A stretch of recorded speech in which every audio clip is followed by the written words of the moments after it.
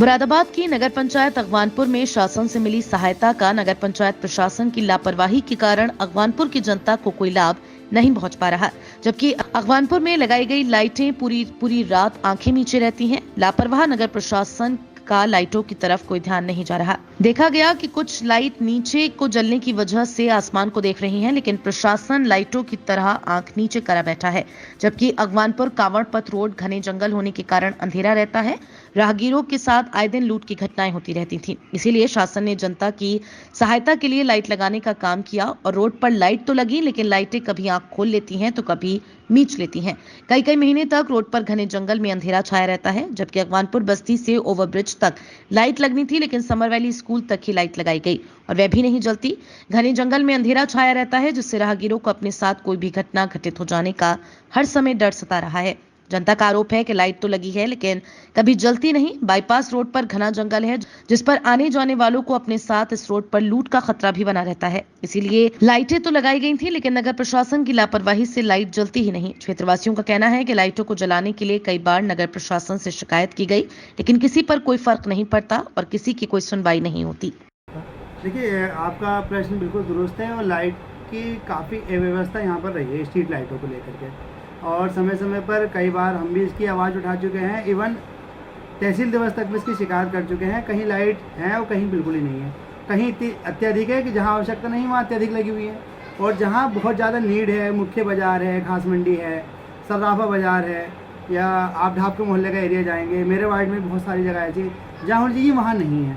तो ये जो लाइटों को लेके अव्यवस्था है, इसके लिए कोई प्रॉपर मैकेनिज़्म अगवानपुर नगर पंचायत के द्वारा नहीं अपनाया गया, जिसकी शिकायत मैं बारंबार कर चुका हूँ। और रही बात मुख्य मार्ग की, जो बस्ती को जोड़ते हैं हाईवे से, तो बाईपास पर बहुत बार कुछ लाइटें बन जाती हैं, कुछ टिमटिमाती रहती हैं। तो कम से कम एक जिम्मेदारी लें ईओ साहब, और बराबर इसका ये ध्यान रखें कि अगर ख़राब हो रही है तो बदल दें उसको, टिप आ रही है तो उसको चेंज कर दें।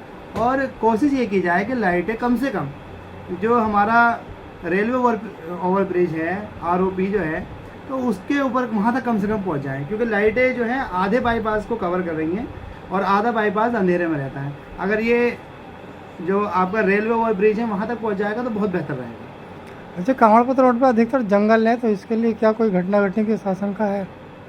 अभी एक हाल ही में लूट की घटना संज्ञान में आई है और चर्चा का विषय भी है। तो ये अगवानपुर नगर पंचायत की जिम्मेदारी हो जाती है कि अगर वहाँ पर प्रकाश व्यवस्था नहीं है तो उसे दुरुस्त किया जाए, और यदि कोई वहाँ पर समस्या है या लाइट वहाँ प्रॉपर नहीं है तो उसको सुचारू किया जाए। बहुत ज़रूरी हो जाता है ऐसी घटनाओं को लगाम लगाने के लिए, क्योंकि अंधेरे का लाभ उठाकर जो चोर और बदमाश प्रवृत्ति के लोग हैं वो लूट को अंजाम दे देते हैं। तो कोशिश ये की जाए कि ऐसे जो ब्लैक स्पॉट हैं वहाँ पर प्रकाश की व्यवस्था की जाए। अच्छा, कब से बंद पड़ी हैं लाइटें? लाइटें तो कभी लग जाती हैं, कभी जो लगी हुई वो ख़राब हो जाती हैं, चेंज हो जाती हैं। मतलब एक प्रॉपर मैकेनिज़्म नहीं है। एक मतलब होता है ना, क्या कोई रिस्पॉन्सिबल पर्सन अगर उस पर रहे, जो ऑपरेटर हो, जो पूरी जिम्मेदारी रखे, पूरे अकाउंटेबिलिटी रखे उसकी, कितनी लाइटें ख़राब हुई, क्या हुआ, तो मैं समझता हूँ कि बहुत हद तक हम इस तरीके की समस्याओं से निजात पा सकेंगे। नहीं, आपका मानना यह है कि नगर प्रशासन इस पर जिम्मेदारी नहीं उठा रहा है? मुझे ये लगता है कि वो 100% अपनी जिम्मेदारी निभा पा रहे हैं। 100 में से 100 नंबर नहीं दे पाऊँगा मैं उसमें, क्योंकि मैं खुद कई बार लाइटों को लेकर शिकायत कर चुका हूँ, बहुत बार बता चुका हूँ, बहुत बार लिखित में दे चुका हूँ।